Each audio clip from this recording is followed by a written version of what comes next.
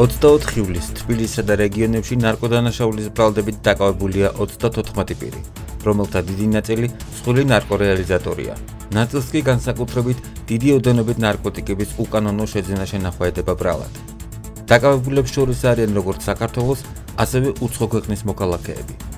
სპეცოპერაციამდე სამართალდამცველებმა რამდენჯერმე განახორციელეს ნარკოტიკების საკონტროლო შესყიდვა და აღნიშნული შესყიდვების ფარული აუდიო-ვიდეო ჩაწერა.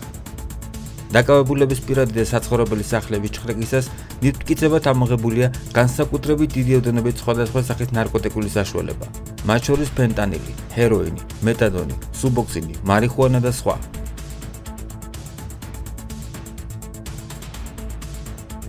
გამოძიების ცნობით, ნარკოდანაშაულისთვის დაკავებული პირები ნარკოტიკების გავრცელებისთვის სხვადასხვა მეთოდს იყენებდნენ.